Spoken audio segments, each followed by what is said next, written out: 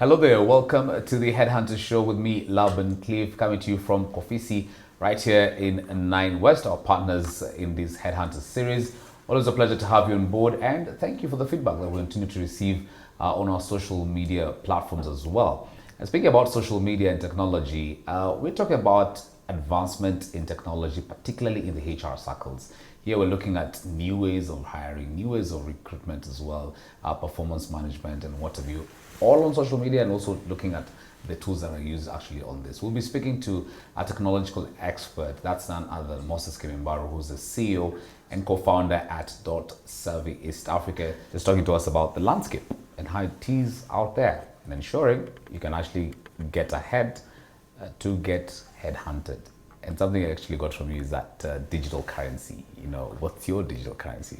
It's pretty interesting because, it's really how you are out there that, people will look at and make sure you get hired. And speaking of which, so then how should your LinkedIn profile be, which is, of course, widely acclaimed for the opportunity for people to actually get hired on. LinkedIn profile, I can actually talk about Twitter. What are you posting, retweeting, what are you liking? Your WhatsApp picture, will you as an employer maybe look at what your future hires WhatsApp is like and make a decision out of that. So let's talk about that really to get potential, employees to really get ahead on their digital currency. Yeah, I think how you build your personal brand on digital platforms has become a game changer, right? And I think a lot of talent is getting, sort of found and surfaced as a result of their presence on social media platforms, in particular LinkedIn, which I always like to think of as Facebook with a suit and tie, Yeah. So people are increasingly using your digital profile stroke personal brand to make recruitment decisions. And why this has become a key driver around recruitment in HR is that the modern person, when they're looking for a job, will first of all do a research on you as a company and look at your digital platforms to determine, are you the right company for me to work with? And we many a times have employees in meetings, and usually we'll ask them at the end of the interview, potential employees at the end of the interviews, any questions? Yeah, oh, hang on, how come you're not updating your Instagram? And you're like, okay, we kind of do the public holidays or whatever. Yeah. We're busy working on our clients' platform, so therefore we don't. But for them, it's a serious issue when they're gauging you as an employer. But here's the other inverted side to that. When they are essentially applying for jobs and want to be seen as the right candidate, the HR resource or the recruiter is going to go online and check you out. Yeah. What have you been saying on, Facebook, Twitter? What were you doing on your sherehe when you were on Instagram in Naivasha or Nax Vegas? Yes. So your digital profile becomes also part of your personal brand in terms of how you're measured and weighed as being a potential candidate. Now, I personally, over the years, have been very surprised, somewhat pleasantly, that a lot of the stuff I do, which is thought leadership on my LinkedIn profile, on my blogging, where I'm very passionate about all things digital and technology. So I'll write an article about something that happened like last week where the Safaricom 5G launch. I was a panelist there. Yeah. I made sure my YouTube channel had that particular segment of that day. I wrote about it. I took some short videos. So suddenly, if you go to Google, also had you on their YouTube platform as well. So and how did Safaricom find out about me? It's because I built this digital brand or persona that people know speaks about these things. I became the candidate of choice because of what they see I do online on Twitter and so forth. Yeah. And I think what I would encourage, both young and older people today looking to be headhunted or looking to be recruited, that the average recruiter, whether it's from a professional firm or within the organization that's actually recruiting, is going to check you out. And the question is, what are they going to find? Is it going to be what you were doing in Lamu? Yeah. Or is it going to be the fact that you were a panelist on a session, or that maybe you have an excerpt of something you presented at a Rotary Club, maybe you wrote a white paper, maybe you're a member of a professional association where you've had the privilege to create some content for their publications that you then put on your profiles. And I think never before has it been more important, especially in the pandemic where face-to-face became an issue. People start looking at your digital persona and your platforms as a measure of who you are. So never before is it more important as a personal brand to actually build out your digital profile. And I'd say that today, the easiest places to make momentum grow is probably on TikTok, because that's where a lot of the young people are, but also even the large organizations are looking to see what you're saying on TikTok, and you don't have to dance all the time. People do pictures, videos where you talk about 5 tips or points you should have about something. You know what's interesting about that is actually that even as a media company, we've had to actually alter how you're actually breaking news, how you're actually sharing information. In short form, yes. In a very short, precise. Exactly. You know, and you actually mentioned as well, we are actually competing for attention. You know, you have all, you know, your phone, you have your book, you have a lot of things that you're juggling at the same time. So then how do you make sure that it's actually short, precise, exactly, and to the point, you know? And I've done the research. It starts always with the younger people. Yeah. You know, I remember back in the day, you know, corporates would tell us we'll never be on Facebook. Yes. And today they're the culprits who are there in the biggest form. Yeah. Now the big thing is short form content, especially driven by TikTok. So concise, compelling, interesting. On LinkedIn, are you publishing stuff regularly? You know, do you have articles you're putting out there around a theme or an issue within the market or industry you're involved in? And the more and more you do this, you find that these platforms will reward you with visibility. They'll reward you with people making inquiries, will reward you with people inviting you to be on panels and events. But I think right now the call to action is very clear. You as an individual in the workplace, trying to make sure that you can be top of mind by the stuff you're putting out online that speaks to your profession or your area of passion or interest. Yeah. So then just maybe quick tips, you know, how should that LinkedIn profile look like? How should that Twitter page look like? Just for that person who's maybe, you know, the excuse I feel I got the other day was, no, maybe they're too busy to actually update. Like for instance, you know, large organizations and senior executives who, you know, they need to actually maybe tweet and share online, but they don't want to do that. But at the same time, then the company suffers that lack of a presence online, for instance. Yeah, for sure. What's happening is corporate leaders are now becoming extensions of the corporate brand. Yeah. Right. So when you think about, you know, Peter Ndegwa, you think Safaricom. Yeah. When you know, think about KCB, you know, you always think about Joshua. There's that affiliation or connection between the brands. Yeah. So what we're seeing, and this is something that we've also been doing with some of our clients, is that where the corporate leadership is concerned, because they're busy guys, I have this theory that those who have the knowledge or the insight or the thought leadership rarely have the time to document it. Yeah. And what I often say is that in those scenarios, then the best way to get these people is to put them in a room. If you can, make them comfortable and put a microphone on and tell them, speak your mind on these 3, 4, 5 topics. And if they're able to unpack that information for you, then what you can do is you can then transcribe it into blog posts, into short snippets and nuggets that you can call infographics and so forth. But the idea is that the guys who have the best knowledge often don't have the time to unpack it for you. Yeah. So we can say that we can then people who can create a team around you that can act as translators of those insights and so forth, which allow you to then publish the content. If you don't have time to write, there are wonderful tools like otter.ai. I don't know if you've heard of it before, but Otter, literally you speak into your phone or into your computer and it'll basically transcribe exactly what you're saying. Yeah. You can then cut and paste, edit that content, and you have a blog post in less than 5 minutes of speaking. You know, so there are these hacks and things that you can do to sort of cut the time and the The times you're driving, you're saying, "Oh, wait a minute, I feel like I need to post something on Facebook." Yeah. When you get home, of course, the family takes over as well. Yeah. So that's actually an interesting tool to have, so that, you know, podcasting and combining the app to the audio visual, visual way to the of text, consumption, the translation, the transcription. Then you have tools like Anchor. Anchor is owned by Spotify. Yeah. That's what I use for my my podcasting. Podcast, yeah. And again, there's a mobile app for it. You open the account, it connects to Apple Podcasts and all. Yeah. And a podcast can be you musing over the fact that something interesting has happened in your industry. Podcasting today is incredibly popular in terms of the growth, especially with younger audiences who don't have the time to watch necessarily a video, don't have the time to read. 300-page book, for instance. But they can listen to you when they're in the gym on a jog, right? So Yeah. if you're creating content for audiences in different places based on their behavior, then you can be visible. But also if you don't have the time, then find the hacks and the tools that allow you to do it. You know, it doesn't have to be complicated. You know, there's some people on TikTok who are the most popular TikTokers. They don't dance, but they put their phone on a tripod or on their table and they share some interesting nugget of wisdom or insight for their industry. And they've got millions of followers. It doesn't have to be complicated. Well, there you have it. Trust me, if Moses would send you his invoice for your consultation on your Twitter pages or LinkedIn page, I'm sure most of us will not afford. But thank you so much for sharing those insights with us.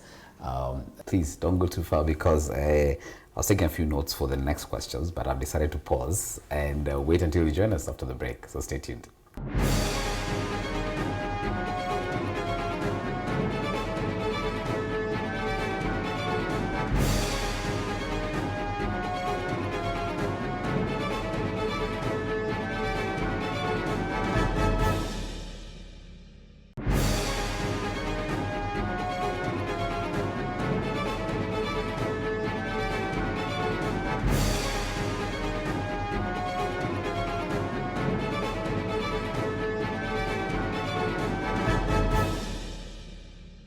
Hello there, welcome back to the Headhunter with me, Laban, of course, having the tech in the house. That's another Moses Kemibaro, just talking to us about the landscape. And now I just want to shift gears and just talk about what's happening in the landscape of technology. Number one, we spoke about Safaricom going into 5G. We've seen Safaricom going into Ethiopia as well. The other day I saw we've had Microsoft launching a research hub. You can tell us a bit more Innovation about that. Hub, yes. An innovation hub. At the same time, there was, I don't know who was the latest entrant after Microsoft, and they became like a sort of there's a jostle for talent, because of all these tech companies setting up shop. Then, you find like local companies are losing a lot of their key talents to these multinationals. So there's a lot of movement. Then you're told, okay, upwards of $5,000 for you to get a software developer. You need upwards of $5,000. I don't know how true that is. Things are skewed that way now. Yes, yes. So what exactly is happening? And then let's just kind of paint a picture of where we were before and what's happening now. Yeah, I think the great shift or the paradigm shift happened with COVID.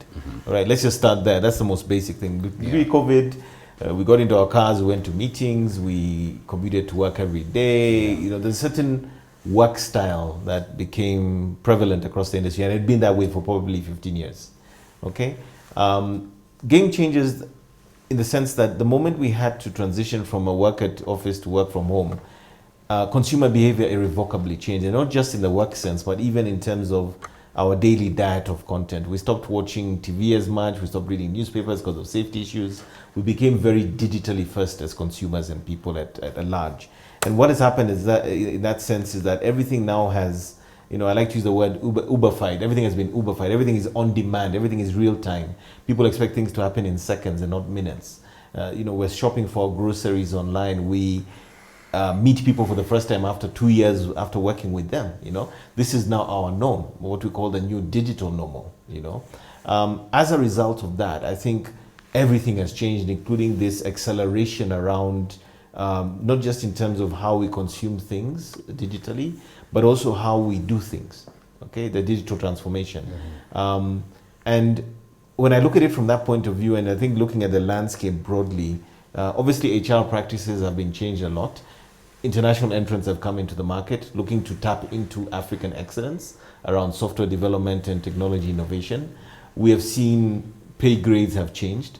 One of the things I'm noticing when I look at my LinkedIn is a lot of people that I've been working with in the various organizations. It's not even about talent just being hired locally by these companies, but are literally getting on planes and moving to Dublin, moving to places like where Meta has regional offices. This is a global talent transition happening. And a lot of it is about funneling people into these organizations who are able to allow them to remain globally competitive from wherever they are. It's not just about Kenya anymore. It's about the best talent globally. So I think even the mindsets of many of these organizations have changed because they're saying, we will find the best people wherever they exist on this planet and bring them into our organization. And to attract such people, whether they're going to be domiciled in their regional headquarters in Ireland or in Nairobi where they've created a hub, we must pay them globally competitive pay grades. Other trends we're seeing is that you've probably seen in the market companies like Zoho, Odo, who provide ERP solutions for small and medium-sized enterprises. So with this digital transformation, we are seeing new entrants into the market who are not targeting the biggest companies, but more mid-tier and smaller businesses who want to essentially transform their business processes using some of these platforms. So again, how our organizations are allowed becoming more competitive by making sure they're following the best practices of having these tools and platforms in place. Okay. So that sort of feels, and then another thing I want to just say is that we also saw this transition towards e-commerce.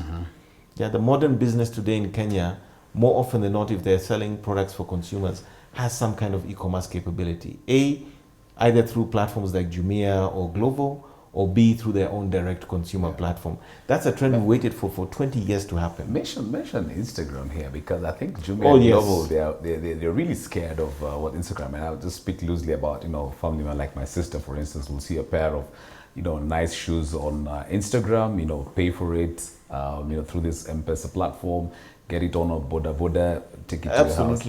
So I think I saw some analytics, and maybe the numbers are not out in terms of like, wow, is Instagram then the new e-commerce platform as well? So it's not only just sharing pictures, but people actually buying. Oh yes, and that's been the case even pre-COVID, but I think what happened is it accelerated, it increased. It probably grew maybe fivefold during this last 2-3 years.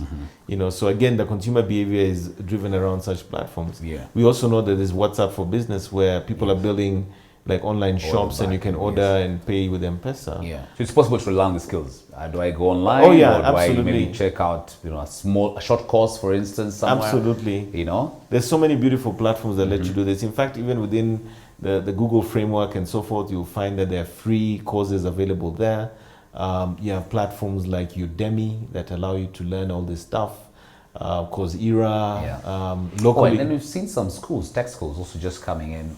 Even in the local market. Moringa is in the market. The room is doing up. a good job as well in terms of just trying to put all these developers. Absolutely. I think what we've even seen from the questions and the feedback we're receiving from the show is really how now do you just get ahead. So the fact that it's clear. I mean, there's the war for talent, particularly in tech. Some jobs are becoming irrelevant. Then how do you get ahead to beat on that tipping point of sorts?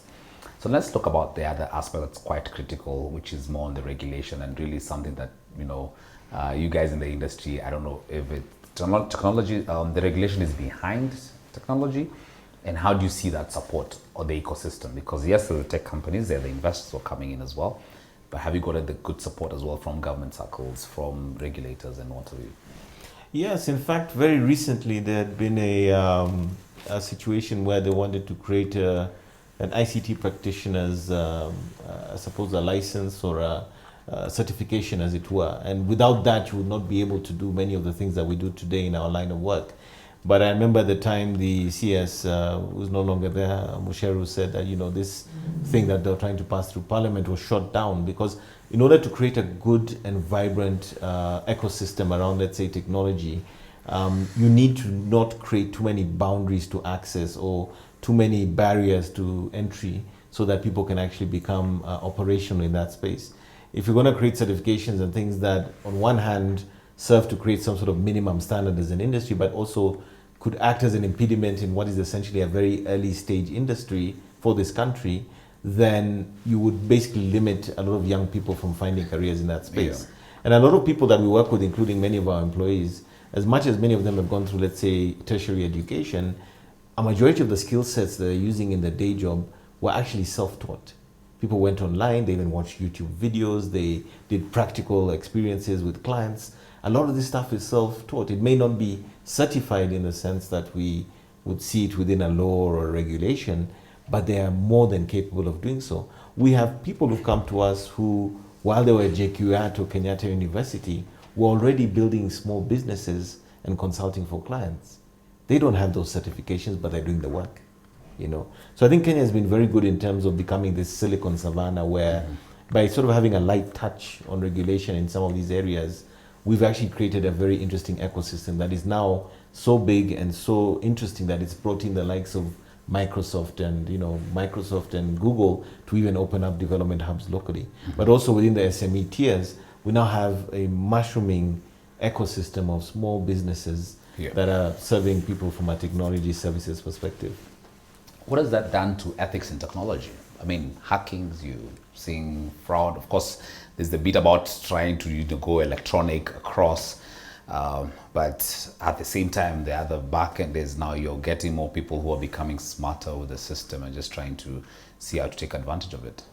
Yeah, like I mentioned, the other day we had this cybersecurity conference with Communications Authority, and this topic came up very, very much so that, with all these, technology forward systems and situations that we're in today, there are also the downsides. There's a lot of cyber threats.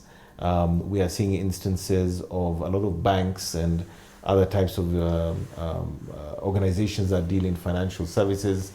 We've heard about some of the instances where people's M-Pesa accounts are being, cleaned out, and their bank accounts are getting cleaned out because of these issues. And I think, if nothing else, we find a situation where people at an individual level need to start thinking very, very carefully around their own cybersecurity. At an individual level, organizations need to start building the right protocols and also the right systems to protect themselves. In fact, they say over 90% of the time, many cyber threats are really your own internal actors, people within the organization who create those loopholes. So ethics for sure becomes a big factor, because when a lot of young people are looking for the quick buck, it can become a problem. Moses, goodness, funny how time moves very fast as well when you're having this conversation. We started off very well looking at the whole opportunity about, technology, particularly from an internal perspective, both from an employee-employer side. The space, moved on to the space here in Kenya and in the region. A lot of exciting times, particularly in the people and tech. I just want to give you the last few minutes just to encapsulate all that for us. You're in that space, over 2 decades of experience as well. What would you advise, both now the employee, you're looking at the employer, and just the whole ecosystem? Just some of your quick tidbits for the industry at large. I think for me, maybe the word that comes to mind is possibly flexibility, right? We have gone through an unprecedented period globally, because of the pandemic and how that's affected work, the nature of work, the future of work. We are seeing a situation where, if anything, the power has shifted from the employer to the potential employee or the contractor, right? In fact, in America, they're struggling to find people to work in organizations. I think they're calling it the Great Resignation, and people are not going back to work. So when all these transitions are happening at such a dramatic and significant level, I think the employer and people looking to hire talent either on a full-time or part-time basis, you need to learn flexibility. You need to start adapting your processes, adapting your business to be more compatible with what the modern workforce looks like. Yeah. And if you don't do that, and you're not sort of adapting your organization to accommodate this new reality, you potentially are going to lose out in terms of not just attracting the right people, but even retaining them. All right. Another thing I want to point out is that when we talk about the future of work, jobs are going to disappear. All right. People need to start retooling, reskilling, and starting to see themselves in entirely new ways in terms of how they bring value to the process. I always like to say that, never let a human do a job that a robot can do.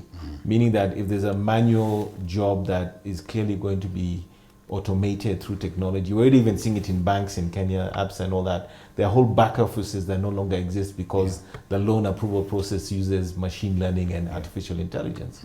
So those people can now be redeployed to something to else, maybe customer service, where it has to be high touch. Yeah. So when you start thinking about your current role and your job, start to think about the future. In the next 5 to 10 years, does that job still exist? And number two, what are you going to do now to remain relevant in the next 5 to 10 years? Yesterday I was meeting somebody where we're talking about writing. There's a website you can go to called copy.ai. You put in a topic and it automatically writes a blog post for you. So we're reaching a place where technology is so impactful on the nature of work going forward that you need to start thinking about, within that ecosystem, where are you and where do you need to be in the next 2 to 5 to 10 years so that you can remain relevant and employed or engage in some form of work, because maybe the software, maybe the robot is coming for your job. Yeah. Wow. Thanks, Moses. I've been scribbling all across, just making sure I don't miss it on this, miss out on any insights you give. And actually, speaking about myself, I know I'm a laggard when it comes into technology, but I'm trying to really get ahead. Moving on from the notebook into the iPad. I don't know if you've struggled with that as well. It's a struggle. I mean, I come from the people who knew the world before the internet, as you know. So I still have my affinities to certain things traditional. Like when I write, I feel like that memory or that thing is better retained than when I type it. Yes. I thought I could never get off newspapers. That was Yes. 2 years ago, Okay. pre-pandemic. I no That's pretty longer- exciting for us, a Yeah. standard group. Then that means you still But I buy the consume papers. digitally. Okay, all right. So okay. I don't buy the newspaper, but I read online. Yeah. So it's always a challenge. You know, there are things that we definitely have nostalgia for. Yeah. But also at the same time, the world is moving into new places, and we need to be, always learning, always being willing to be flexible to remain relevant. True. Also, thanks so much. This has been enriching. Likewise, Really such a pleasure. appreciate it. Thank you for having me. Karibu tena. That has been Moses Kemibaro, who has just been speaking to us about the whole technological evolution right here in Kenya and in the region, and particularly to you as an employee or as a headhunter. How do you make sure that you can actually use technology to get ahead and be headhunted? My name is Laban. Always a pleasure to have you on board. See you again next time.